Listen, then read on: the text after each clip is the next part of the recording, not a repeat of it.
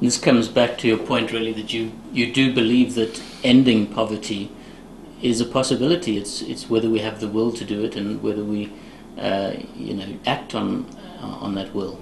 I'm totally convinced that we can create a world where there'll be no poor person at all.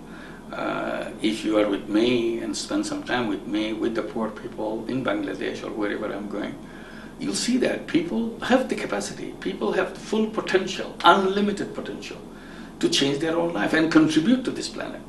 But unfortunately, they're not given a chance. We're not asking about special chances, special policies for them. We are talking about whatever benefit, whatever chances that others have on the top of the society. They are given the same privileges and same opportunities. The same opportunities will change the system. So they can unleash their energy, unleash their creativity, and they can take care of themselves. So we are not coming to help one poor people out of poverty by ourselves. They themselves come out of poverty. All we are doing is removing the barrier that society has created in front of them. Once the barrier is out, they will come out of it. It's like coming out of prison. You just unlock it and they come out of prison. You don't have to go and drag them out of the prison. So this is the situation, and it's happening in many, many countries, and it's happening with microcredit in Bangladesh. Many countries have already demonstrated how large number of poor people can get out of poverty. If it is reducing, if today many countries which used to have 80% below poverty line, 50% below poverty line, today is under 20% below poverty line. So we are coming to the last leg of that fight. So we have to bring all our energy to get this last bit of poor people that we have on this planet, and declare country by country that we are free from poverty from now on, and declare that boldly that is done, and then create poverty museums, that poverty is goodbye. So anybody who wants to see poverty in this country, to go and visit the museum.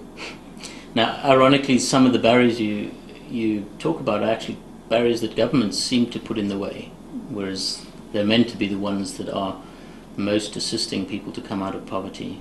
Well, yes, because government is in charge of the society, so whatever they have done, following their trend, they just continued in creating those problems.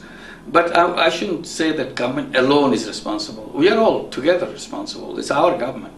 And we are the one who voted for them, and we are pleased with what they are doing. That's why we vote them back again.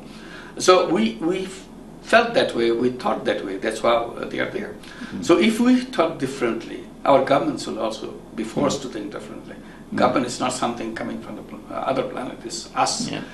So I would say it's a total responsibility of the people who influence decisions, who make decisions, who design theories, like economic theory. So it's not the government. Government says that's what the theory says. So theoretician who built the theory is responsible too, because he ignored the capacity of human being and said this is how it is, this is how it should be. And I'm saying that's wrong. And it's also built on the responsibility falls on the designer of institutions. Like the way we designed our institutions, the banking institutions and other financial institutions and so on. That's where the wrong things are included. So the seeds of poverty is in the institution. Seeds of poverty is in the policy. Seeds of poverty is in the concept. So if you pick out all those seeds from that, there will be no poverty. Because poverty is not in the person. Person is a very capable being. Now, one of the governments that seems to have been somewhat successful is China. Has microcredit played a role in that rise out of poverty? Not yet. It came more from the growth side, because the economy is growing such a fantastic rate. So many people got the opportunity, got jobs, and improved their income. But there's a lot of poverty there. Especially in the rural areas. The rural areas, because somehow growth has not eliminated eliminated the poverty in the country. So they became very interested in Grameen Bank, microcredit. They are inviting us to come and do that. And we have responded to them over the years. Now we are invited to do it. Sichuan, the provincial government has approached us, federal government has approached us, and we are doing it in Inner Mongolia and in Hainan and several other provinces. So they know that they need that facility, because to fight poverty, because this is one of their very important state policy, because they feel embarrassed in a way that it's a communist country and growing so well, and still there's so many poor people and so many people getting over rich. So kind of a society they didn't want to see. Yeah. So they want to see now how to help the poor people get out of poverty faster. Okay. Now, final question, perhaps.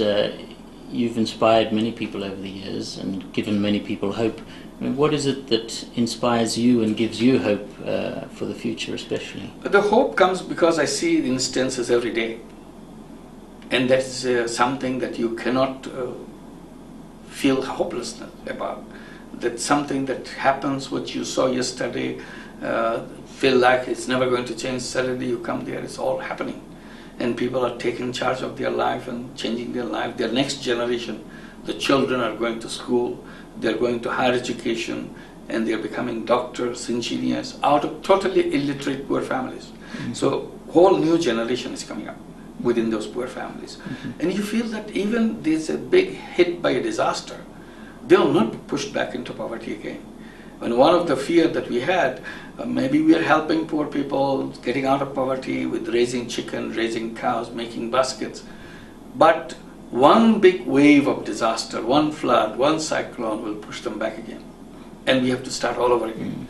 That's a very frustrating thing. Now we see the second generation. Second generation comes in a way that you don't see that one disaster is going to push them back into poverty again.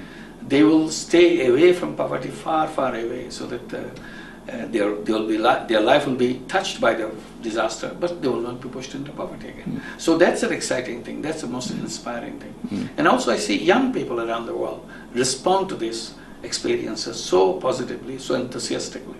So I see that if young people pick it up and start imagining that yes, we can create a world without poor people.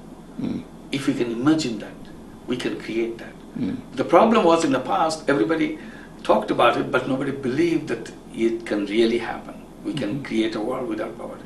Today, new generation starts thinking about that. And if they do think seriously about it, it will happen. There's no escape from that. As two basic things, that human beings are packed with unlimited capacity, they can change their life. And poverty is an artificial imposition on human being. It's not something they are born with. It's an artificial imposition after they are born. And if you remove that artificial situation, they will come out. There's nothing wrong. And the second thing is that we need to change the economic framework.